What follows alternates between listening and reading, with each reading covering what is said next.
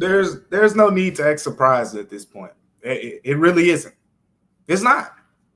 No Ja Morant, no Desmond Bain, no Jaren Jackson Jr., no John Conchar. 7 guys out. 7 guys out. Jimmy Butler back for his second game with the Miami Heat. Didn't matter. Grizzlies pick up one of their most impressive wins of the season. You know we got to talk about it right here, right now, coming up on Locked On Grizzlies. You are Locked On Grizzlies, your daily Memphis Grizzlies podcast, part of the Locked On Podcast Network, your team every day.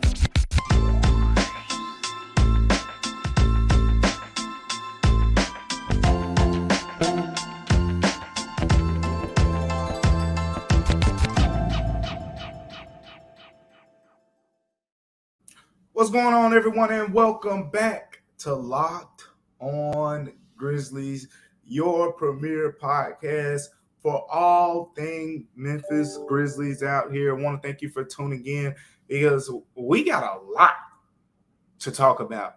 The Grizzlies just had one of their most impressive wins of the NBA season, down 7 guys. Ja Morant, Desmond Bain, Jaren Jackson Jr. are your top 3 players down as well. A lot of rookies getting playing times. And Memphis still, not only did they beat the Heat, they dominated, in the fourth quarter of this game, holding the Heat to 16 points in that last quarter. Great defensive performance overall. A lot of players stepped up. We're going to talk about all of that and more, in this episode because it was a lot of great takeaways from this game. Today's episode is brought to you by Prize Picks. Remember, first-time users can receive a 100% instant deposit match up to $100 with the promo code LOCKEDON. That's prizepicks.com. Use the promo code LOCKEDON to receive a 100% instant deposit match of up to $100. Well, before we get to what happened in the game, we're going to talk about the guys that were on the bench in their nice jogging suits and their nice, designer outfits and whatnot. There were 7 Grizzlies players out in this game. And there were, I think, 10, 11. I got it right here in front of me. Let me see. There were 1, 2, 3, 4, 5, 6, 7, 8, 9, 10. Yeah, there were 10 guys available for the Grizzlies in this game. 10 guys exactly. Yeah, 7 guys out, 10 guys available. So it felt close to even in terms of players available and players not available. But there's a lot of information that I can relay to you about some of those guys that were inactive. And we'll start, with some of the best news. And the best news is the latest on Ja, Jaren, and John Conchar. I feel pretty confident in saying Wednesday against Oklahoma City Thunder, those guys will be good to go. Ja Morant, again, left ankle soreness, kind of set this one out. Jaren Jackson Jr., it's the injury management. This is the second time Jaren Jackson Jr. has missed the second night of a back-to-back. Talking to Taylor Jenkins before the game, he told me that this should be the last time. I mean, he said probably. That was his exact words. He said this is probably the last time that Jaren Jackson Jr. will miss one of the legs of a back-to-back, when he's pretty healthy. So he's getting closer to 100% in terms of not just being healthy, but just being available 100% of the games.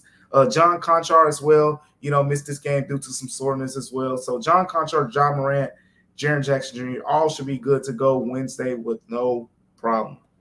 Moving on to another guy who was listed as doubtful in this game, and that was Zaire Williams.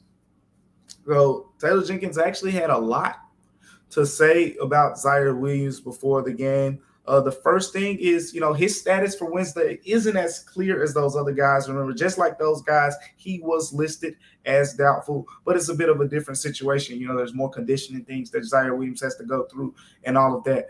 But I will say that I'd be very surprised if Zaire Williams is not back on this homestand. I'd be very surprised if he's not back in, sometime next week at the latest.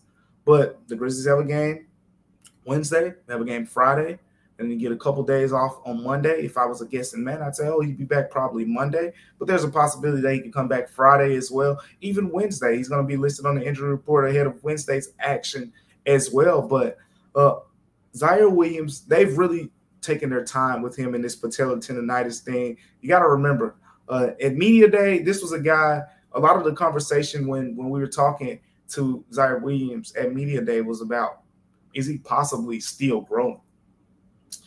A guy at his height, 6'8", long legs and things like that, knee problems can be a thing. And Taylor Jenkins kind of talked about how, the patellar tendonitis is something that they want to nip in the bud and they don't want to flare up again. It said he kind of had some, knee soreness things going on last season as well. And, came back this season. Not only did he come back this season, but he was a very big part of Summer League. As we saw, the Grizzlies put him on the ball a lot. He had a heavy usage in Summer League. So factor in all of that. This time, this offloading, as Taylor Jenkins likes to call it, this was a lot of time to finally get Zaire Williams to rest off of that knee, get some downtime, and quite frankly, he's very close. He's really close to being ready to play. Actually, on yesterday, he went down to the Memphis Hustles to participate in their practice, and so again, more 5-on-5 action, more action against contact. He's getting very, very close. I think the Grizzlies, they took today off. So today off, they're gonna have a game on tomorrow, and then on Thursday they'll probably potentially practice, over the weekend as well when they have those 2 days in between the games from Friday to Monday. And that's when we'll get a better indication of, when he'll be ready to go. But at the end of the day, Zaire Williams is very close. I think you can start to prepare yourself for the return and what it'll mean for the Grizzlies. I think, this is a big piece, to the bench. This is a big depth piece overall. This is a guy who can step in the starting lineup in a pinch, as we saw last season during some of the Grizzlies' biggest winning stretches. So Zaire Williams, huge piece, close to being back. Then there's the other guys, Desmond Bane, Jake LaRavia in particular. I think with Desmond Bane, it's pretty much the same as we've been saying, over the last week. We'll get an update later this week on his status potentially. I'm thinking, before Wednesday or before Friday's game.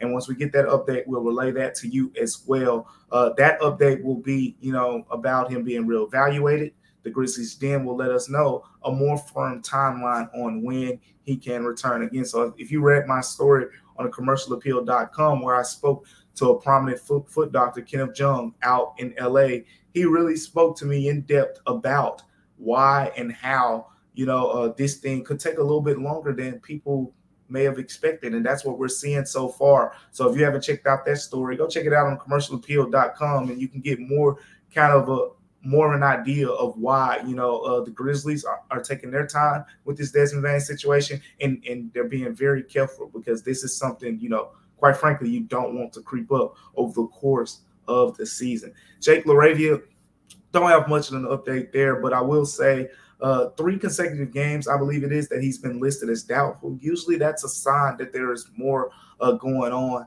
there. It's foot soreness is what it's being called. So we'll learn more on his status, ahead of Wednesday's game. And then after Wednesday's game as well, Jake LaRavia started the season off shooting very well and then kind of fell back a little bit, hasn't shot the ball as well of late. And then David Roddy is kind of, I guess, moved ahead of him, in that pack between the 2 rookie guys battling for those wing minutes there. But overall, Jake LaRavia, we'll find out more again on that front. And then there's nothing new, of course, on Danny Green outside of the typical, still returning from injury towards ACL, in the playoffs. So still should be a decent amount of time before he gets back as well. But that's your latest on pretty much all the Grizzlies players who were out, in this past game against the Miami Heat. I think at the end of the day, Ja, Jaren, and John Conchar will for sure be back. And again, just with Ja Morant, saw him warming up. I don't know if this is an indication that he's going to switch back to the low-top shoes, but he was warming up ahead of the Miami Heat game wearing low-top Kobe 6 sneakers. That is relevant because We've seen him since he returned from the left ankle injury. He's worn high top sneakers. Before that, all season long, he's worn low top sneakers. Not saying that it's, kind of a big impact on his performance or anything, but it is a comfortability thing. And I think if he goes back to goes back to the low top sneakers, it is an indication that the Grizzlies and Ja himself are getting comfortable, with what he can do on that left ankle without dealing with, the soreness and things like that. So next up, we're going to talk about the game. We talked about all the players that were out. We got to talk about the players we're in, but we're going to focus on two guys in particular that had really big nights. But before we get to that, I got to talk to you about Prize Picks, because the thing about Prize Picks is you don't have to make all these in-game, wagers and things like that. All you have to do with Prize Picks is you can pick 2 to 6 players. Say, hey, I think Steven Adams is going to score more than 8 points. I think Ja Morant is going to get more than 5 assists. I think Dillon Brooks is going to score less than 20 points. And you make 2 to 6 projections based on the players, and you can win up to 25 times your money on any entry. Again, 25 times your money on any entry. That's not chump change, by the way. And look, you're not competing against other people here. When you're talking about Prize Picks, it's you versus the projections. Prize Picks offers you projections on all sports. That's any sports that you watch. We're talking about the NBA, NFL, MLB, NHL, golf, PGA, college football, men's college basketball, women's college basketball, soccer, WNBA, esports. Look, at the end of the day, wherever, MMA, boxing, Prize Picks has those projections available for you. And remember, entries can be made in 60 seconds or less. It's that simple. And you get safe and fast withdrawals. Prize Picks is extending, its usage for more than 30 states and Canada. Remember, you can use Prize Picks in more than 30 states and in Canada. This is one of the states, by the way. If you are in Tennessee, you can use Prize Picks in Tennessee as well. All you have to do is download the Prize Picks app or go to prizepicks.com to sign up and play daily fantasy sports. If you're a first-time user, remember, you get a 100% instant deposit match of up to $100 with the promo code Locked On. If you deposit $100, guess what? It means you'll get $100 back. If you deposit $50, you can get $50 back if you are a first-time user. So, again, don't forget the promo code Locked On, and you can download the Prize Pick app or go to prizepicks.com to participate.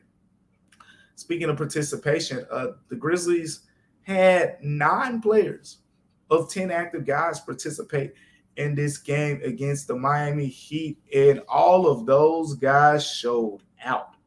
All of them guys showed out. I think the Grizzlies just had a big performance. I like to say when I watch these games, the Grizzlies, they were underdogs, and the line was moving. I think it finished somewhere around the Grizzlies were 4.5, 5.5 point underdogs. But my thing is, they weren't underdogs to me because we've seen time and time again. I like to say the Grizzlies, when they're in these situations, when there's no Ja, no Jaren, no, Desmond Bain, you got the guys on the court who have bills to pay. You got guys like Xavier Tillman saying, look, I'm trying to get another NBA contract. You got guys like Vince Williams Jr. and Kennedy Chandler. They're trying to prove a point. They're trying to prove I belong here. These dudes got bills to pay. They're trying to make some money. Those guys that were out, Ja, Dez, John Concho, those guys got their extensions. They're locked in for the foreseeable future.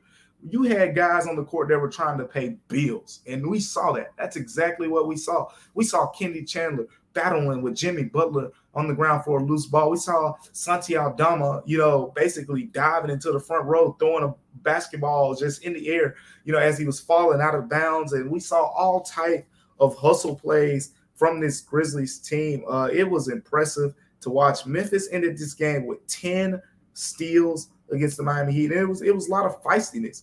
I think every player that came off the bench had a steal, at least. I think it was 7 players overall finished with a steal, 2 from Tyus Jones, 1 from Santi, 1 from Dillon.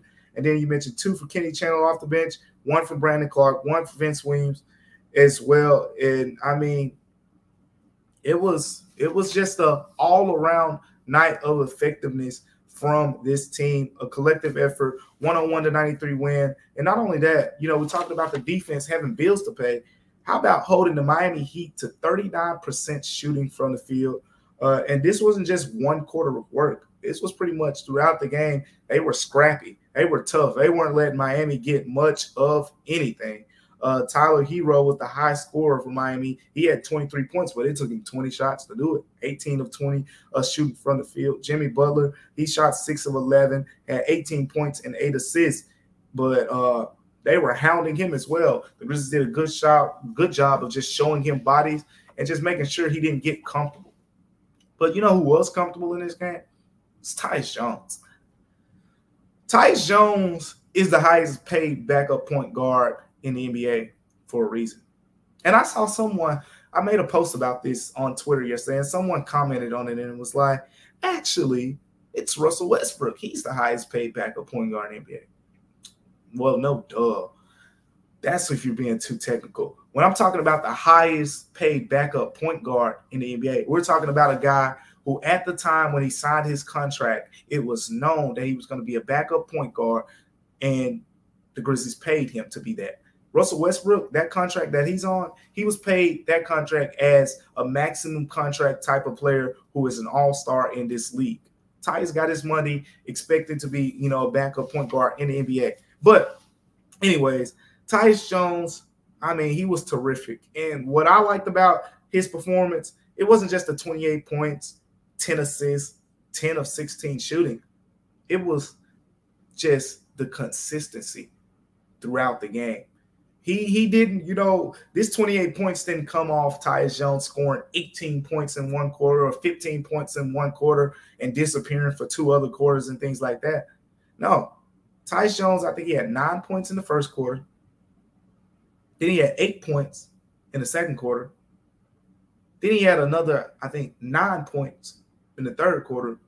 Didn't do too much scoring in the fourth quarter, but like I said, the Grizzlies held Miami to 16 points in the fourth quarter. They didn't need to do too much scoring. No one needed to do too much scoring. But all things considered, Tyus Jones, he was +8 overall in this game. I think this was a huge game in showing why this guy is the highest paid backup point guard in the NBA. His teammates lauded him. Dylan Brooks talked about how he loves playing with him. Brandon Clark brought up a conversation that he had, earlier this season. I remember Tyus Jones telling me, he was like, hey, Zaire Williams is out and Jaren Jackson Jr. are out. That means I'm going to have to, be more aggressive as a scorer.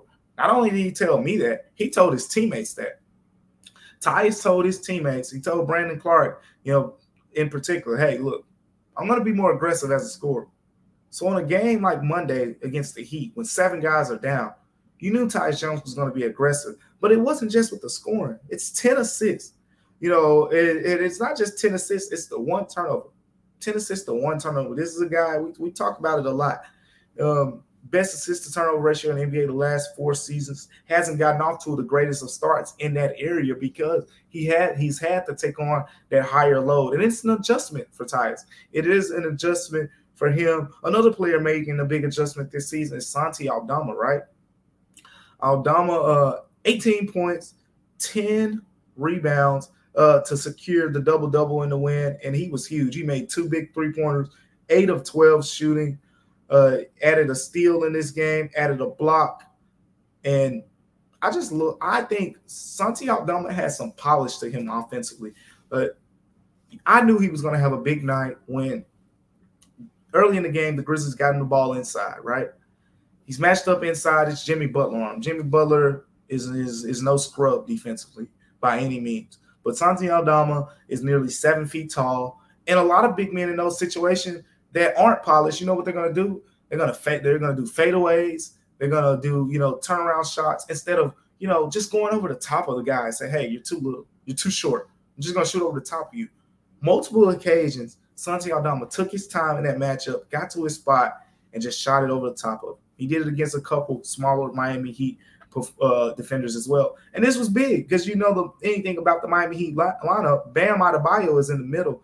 But Jimmy Butler, Caleb Martin, Tyler Hero, Kyle Lowry are the other 4 guys he's surrounded by. None of those guys are power forwards by any means. So Santi Aldama needed to have a big performance, and that he did. I think it was great seeing him, perform to that level, and it was needed, quite frankly. Big scoring night for him as well. And it wasn't just those, two guys. I think Dillon Brooks finished with 17 points as well. He did not have the prettiest of nights, by the way.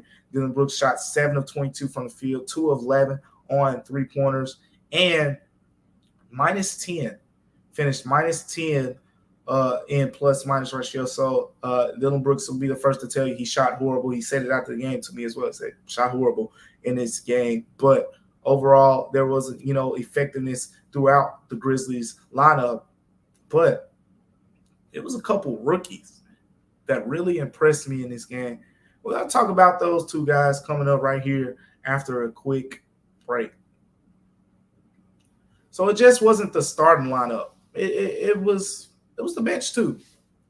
It was the bench too. The Grizzlies just had a lot of effective performers in this game. But when I'm saying the bench, I'm not talking about your typical, Brandon Clark performance. Yeah, he had 11 points and he was plus 10, but you expect that from Brandon Clark.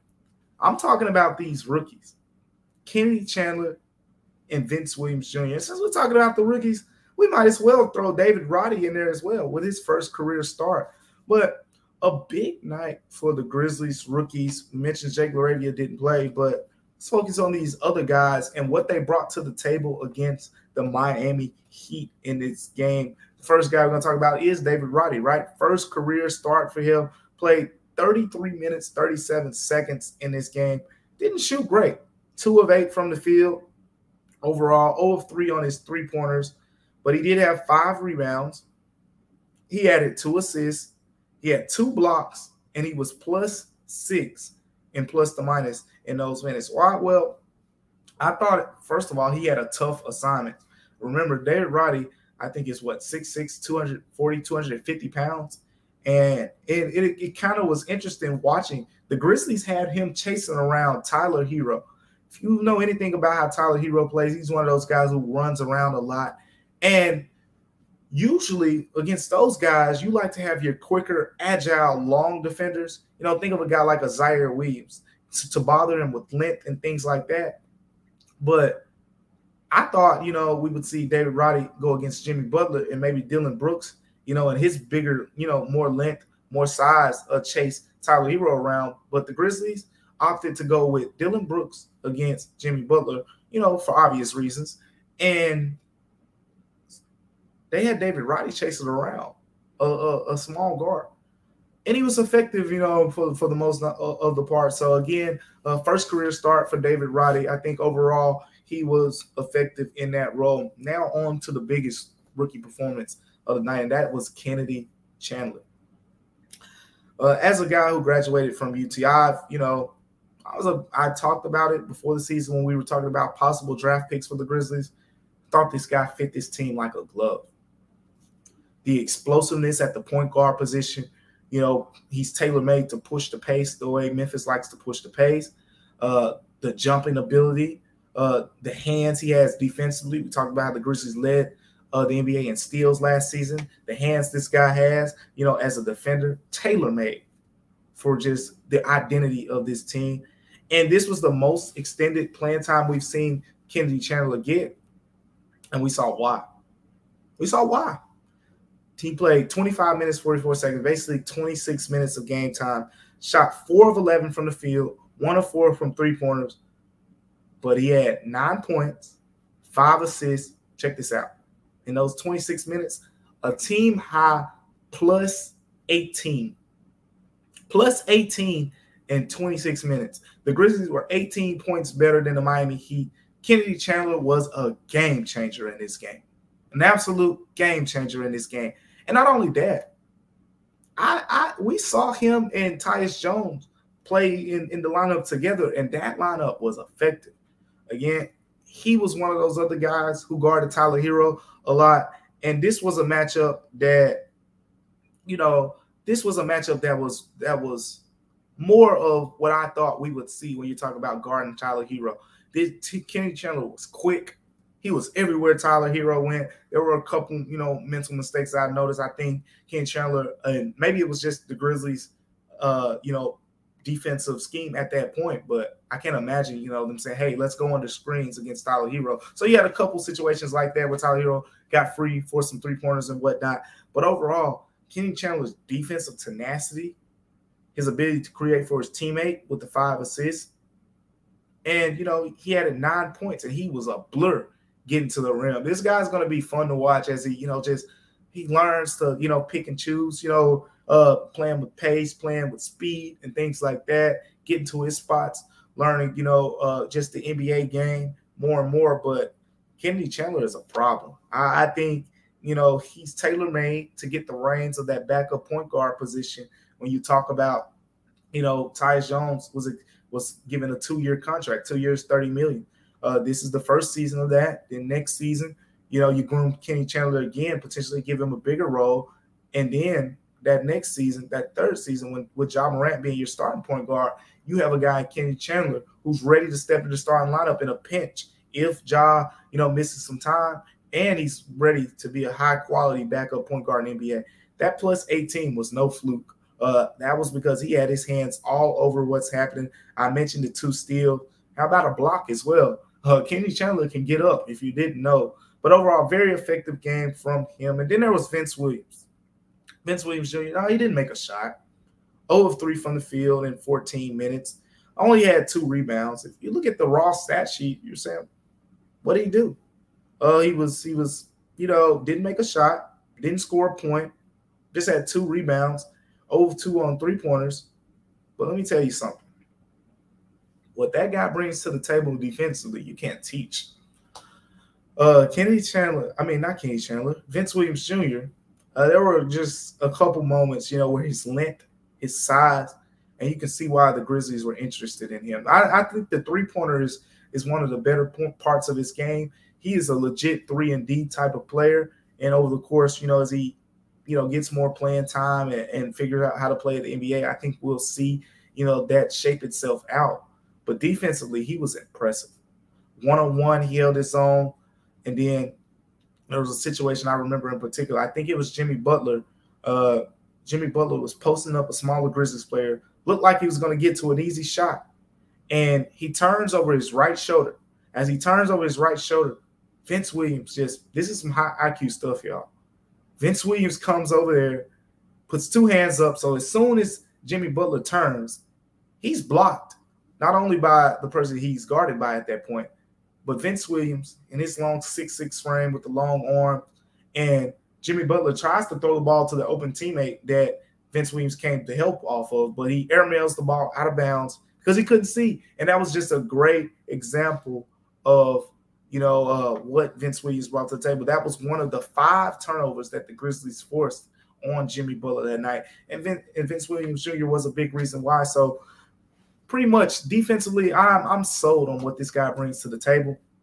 Offensively, there's a whole bunch more you want to see, in terms of what Vince Williams Jr. can do. You want to see if he can take the ball, make some mid-range shots, some one-dribble pull-ups, go off the, dribble. He missed the layup, in this game where he kind of short-armed it. One I thought, he probably should have made, to give him, a basket. But overall, I thought he was effective in his 14 minutes, and that was the most extended playing time that he's got as well. The one rookie who didn't play in this game, the one player who was active overall who didn't play, was Kenneth Lofton Jr. Again, we've talked about it. The Grizzlies haven't played Kenneth Lofton Jr. as much as some people may have thought they would or have anticipated. Again, and they had a 9-man rotation. This was an opportunity for him to get, minutes if he was to get minutes. But overall, the Grizzlies opted not to play Kenneth Lofton Jr. in this game. So we'll see, how that develops over the course of the season and just what's next for him and, just his role going forward on this team. Speaking of what's next for the Grizzlies, we're going to talk about previewing this next game against Shai. I keep saying Shai. I don't know why I always say that. Shai Gilgeous-Alexander and the Oklahoma City Thunder. They'll be coming to town. They'll be in Memphis in their next game. But thank you for making the Locked On Grizzlies podcast your first listen. Now, for your next listen, I want you to check out Locked On Sports Today podcast. Remember, it's the biggest stories of the day. Plus, you get those instant reactions, big game recaps, and the take of the day. Available on the Odyssey app, YouTube, and wherever you get your podcast. The Locked On Sports Today podcast is where you go. Check out the big things going on in the big stories going on around the NBA. Thank you again for tuning into today's episode of Locked On Grizzlies. Again, we're going to talk more about that Shai Gilgeous-Alexander matchup. Ja Morant will be back. Jaren Jackson Jr. will be back. The Grizzlies will have more bodies, so we'll see, how they can kind of reconfigure some things. And again, we'll have more updates on the other guys who are not active in this game as well. Thank you for tuning in to Locked On Grizzlies. Once again, I am your host, Damichael Cole. Make sure you continue to subscribe, rate, review, comment on what you like, what you don't like about the Locked On Grizzlies podcast, and we will continue to make everything better for you. Until next time, Locked On Grizzlies viewers, I'll see you again. Damichael Cole signing out from Locked On Grizzlies.